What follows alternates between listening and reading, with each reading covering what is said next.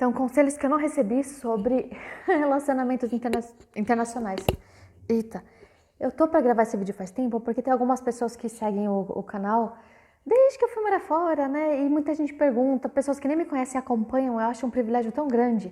E tem gente que às vezes me escreve no Instagram com várias dúvidas. E a gente tem vergonha, né, de perguntar essas coisas para as pessoas. Então não precisa ter vergonha, porque as pessoas que me escrevem falam, desculpa te escrever, ai, que vergonha. Não precisa, a gente precisa pedir ajuda, tá? E se tem dúvida, fala. Eu sei que é um caminho muito solitário, algumas das dores que a gente vive. Então vamos lá. Eu comecei a falar um pouquinho sobre relacionamentos internacionais no último vídeo. E agora vou ser um pouquinho mais específica, porque as pessoas que mais me perguntam é principalmente mulher, né, que está num conflito com um relacionamento com um europeu, conflito cultural, o que eu faço, sai do Brasil, não sai do Brasil, gente que quer sair do Brasil, gente que está começando a se relacionar com pessoas de outros países e tem alguns medos comuns, então eu vou responder algumas das perguntas que eu recebo e fazer algumas fofocas para deixar o vídeo mais interessante. Primeiro é importante se perguntar por que a gente quer o que a gente quer. Às vezes a gente quer querer. Às vezes o objeto do nosso desejo simboliza alguma sede que a gente tem, alguma sede de alguma outra busca, que não é a pessoa em si ou o país em si. Então segura o fogo na bacurinha e se pergunta o que você quer, por que você quer o que você quer. Muita gente quer fugir do Brasil, tem essa ideia, né, de que vai ser salva. E a gente projeta algo muito distante, assim, porque fica mais fácil de idealizar, justamente por ser diferente. Então, às vezes, essa sede de mundo que a gente tem, essa sede, não sei, é uma sede que pode ser suprida de infinitas formas. Mas eu conheço muita gente super feliz em relacionamentos internacionais. Eu ajudei, inclusive, um casal, era uma polonesa e um brasileiro. Ele foi para lá, para Wrocław, onde eu estava vivendo. E eles eram amigos por anos, assim, sabe? Era um relacionamento à distância, por anos foram amigos, 4 anos.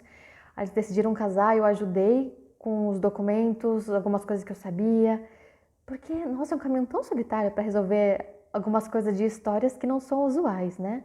Então é solitário mesmo, mas peça ajuda, tá? Se você está indo para algum país ou tem esse interesse, entra no grupo de brasileiros e coloca o nome do país. E daí lá vai ter muitas informações, mas sem ter umas informações nada a ver. Então tenha bom senso, porque tem gente que fala merda, tem gente que só problematiza, sempre tem isso, tá? Então não vá também com tanta fé de acreditar em todo mundo. Bom senso, usa a sua intuição. Mas assim, para resumir, a nossa vida tem que ser interessante. Isso é o mais importante. Não buscar um caminho que te faz feliz. O que é felicidade? É um lugar que se chega e se fica? A gente tem que buscar uma vida interessante. Então acredito que não tem que ter medo de arriscar, de se jogar. Mas entenda, saiba, tenha e desenvolva ferramentas para que você possa recomeçar. Para que você saiba recomeçar, não importa o que aconteça. Para mim, quando eu fui viver uma história, um relacionamento internacional, e fui morar em outro país, em outros países, as coisas foram tomando outros rumos, mas eu sempre me perguntava, independente desse relacionamento, dessa história que está se construindo, independente disso, não ser nada a ver, que pode não ser nada a ver, vale a pena? É a nossa jornada, a gente tem que viver isso por nós. Vai valer a pena esse aprendizado, essa troca, essa busca, esse desconhecido? E a minha resposta sempre foi sim. E é por isso que eu me entreguei, vivi muitos desafios e me permiti viver muitas coisas, mas a resposta era sim, era por mim. Independente de qualquer coisa, é uma jornada que é só sua. Uma fofoca é porque assim é tão baixo nível que eu tenho um pouco de vergonha, mas desde o último vídeo eu queria contar. Que tem gringos, né? Que se casam com brasileiras ou muito com asiática. Rola muito, viu? Rola uma procura, assim, por um certo tipo de mulher. Quando a pessoa vai pelo estereótipo, não pelo indivíduo. Não pela paixão pelo indivíduo, mas pelo estereótipo já se afiniza porque parece mais submissa, sabe? Ou que agrada o homem, vai fazer de tudo para agradar o homem e para ser boa de cama, essas coisas. Então tem essa procura, sabe? Tem, gente, tem mesmo. E tanto que quando eu ia nos encontros internacionais para fazer amizades, para praticar o idioma, acontecia isso. Se eu falasse que era brasileira, pronto. A pessoa já achava, né, já tomava liberdades, enfim, já falei isso. E daí tem casos de pessoas que eu conheci, que eu ouvi falar, os caras que se casam com brasileira e não deixa falar o idioma em casa, não deixa que o filho fale o idioma português em casa. Então, assim, a cultura só me interessa se me apetecer na minha libido, no meu desejo, naquilo que vai me favorecer e me agradar. Se não, não. Então, tenho zero respeito. Mas tenho até vergonha de contar isso, porque eu vi mais de uma história de pessoas assim que eram muito rigorosas e rígidas e fechadas para a cultura brasileira, mas gostava de transar com a esposa no meio do mato, fazendo sons de animais. Isso é vergonhoso, até olhei pro chão, não consegui olhar pra câmera. Então, sabe, às vezes tem umas fantasias estranhas, umas coisas de um estereótipo. Por que você quer o que você quer? Por que você está buscando isso? Tem que se sentir respeitada, sentir a sua cultura respeitada o tempo todo. Então, para resumir, porque, sei lá, tô improvisando, né?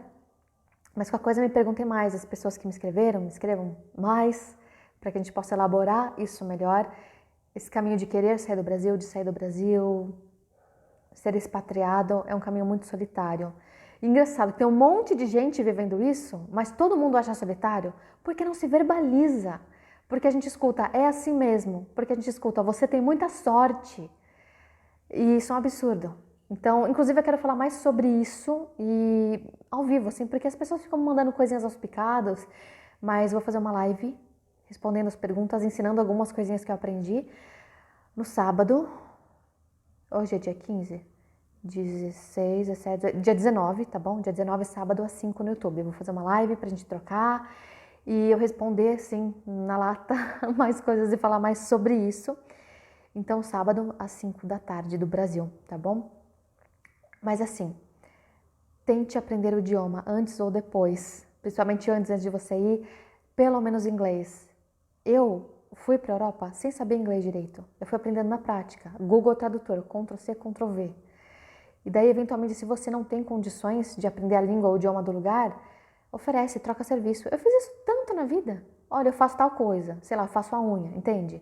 Alguém no meu círculo de amizade, no meu Instagram, no meu bairro, pode me ensinar inglês, alemão, entende? Tem essas coisas que rola, independente de você já estar num outro país. Para que você não fique refém somente do relacionamento, sabe? Ou das pessoas que estão te ajudando. Medo é normal, a gente faz as coisas com medo mesmo. A questão é saber que na vida, independente de dar certo ou de dar errado, a gente vai precisar recomeçar, muitas vezes. Não ter medo de recomeçar, mas entender que essa jornada é só sua, que você tem que cuidar de você, ter todo tipo de informação possível antes de ir, mas se já estiver no país, tenha todo tipo de informação possível, de centro de apoio ao imigrante, procurem amigos dos amigos, do vizinho, da prima, do tio, do cachorro, que morem no lugar onde você pretende ir ou onde você está. Construir uma rede de apoio é extremamente importante. Então não subestime a vida. Se muna de todas as ferramentas que você puder. E as pessoas querem muito saber sobre relacionamento com polonês. Que coisa engraçada. Gente, cada cultura é incentivada ou ensinada a amar de um jeito, né? Tem a ver com a nossa história. Claro que o indivíduo vai ter as suas peculiaridades, mas a linguagem do brasileiro, geralmente, não é todo mundo, mas geralmente é mais passional, mais afetuoso, mais de toque. No exterior não se elogia, não se fala, não, você é muito bonita, você é muito liso. Não, eles acham que é falso. Tipo, o que essa pessoa tá sendo legal comigo? Por que ela tá mostrando os dentes? As pessoas me falavam, nossa, você sorri muito, parece meio falso. A gente é educado a sorrir sempre, mas a gente também é educado a cultivar a alegria, isso também é da minha natureza. Então eu tinha que me justificar por estar sendo legal com as pessoas. Tem isso. Então, de repente, se você está acostumado a ouvir, né, até essa linguagem do amor aí sentida através do verbo, você precisa se expressar e falar, ó, preciso disso, porque normalmente não se fala muito. Ainda mais países muito sofridos como a Polônia. Brasil também, né? Brasil também é muito sofrido, mas dor não se compara, só que a história foi de uma forma diferente. É um país de lutadores, que foi muito atacado, que passou por muitas guerras, que foi muito desmembrado. Então, é um povo que está muito acostumado usar o calor na hora de se proteger, de se defender, de brigar. Então se sentem atacados com muita facilidade. As conversas entre os amigos é muito assim, sabe? E é normal, tudo bem. E é legal aprender com isso. A gente às vezes é mais polido, às vezes mais político. Então entender a história do país é fundamental para entender como o outro ama. Às vezes a gente está se relacionando com alguém e tenta entender a família, né? Principalmente a família, como foi criado e tal. Legal, também. Mas quando a gente está se relacionando com uma pessoa de outro país, entenda a história do país. Isso vai facilitar o seu entendimento do outro. Essa coisa do ciúme é uma coisa praticamente inexistente em muitos países. Em países latinos, em países como o Brasil, assim, e eu sei que na Espanha, também na Itália, dizem que até rola essa coisa do ciúme. Mas em outros países da Europa é muito mais incomum. Então, se a pessoa te incentiva a sair sozinha, alguma coisa assim, é legal, não quer dizer que ela não gosta de você, entende? A gente aprende que se a pessoa quer controlar, ela ama, não tem nada a ver isso, não tem nada a ver que a gente vive em uma cultura onde, né, ser homem é você ir marcando território, você flertar, o cara sair com outras mulheres. Então, a gente cresce meio insegura, achando que é normal, essa coisa de a carne é fraca, mas não é, isso é bastante cultural. Então, não rola essa coisa de ciúmes e é normal, tá? Não quer dizer que a pessoa não gosta de você. Então, entender como que a cultura... como que é a cultura? Outra coisa importante, entender... Tô falando que é muita mulher que me escreve, né? Entender como a cultura trata as mulheres. Isso é importante, para você entender o outro. Porque às vezes é do indivíduo, é uma escolha do indivíduo, mas às vezes ele foi ensinado, não tem outra referência, acontece também. Não pode passar pano para tudo, né? Não estou arrumando desculpa, é mais para educar o seu pensamento, onde olhar como direcionar essa resolução aí.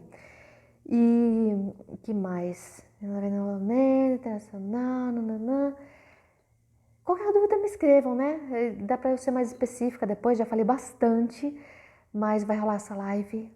Então, chama live quando é no YouTube também ou só no Instagram? Enfim, vai rolar no YouTube. Sábado, dia 19 às 5. Para tirar dúvidas e focar exatamente nisso, nessas pessoas que estão indo morar fora ou que já estão morando fora.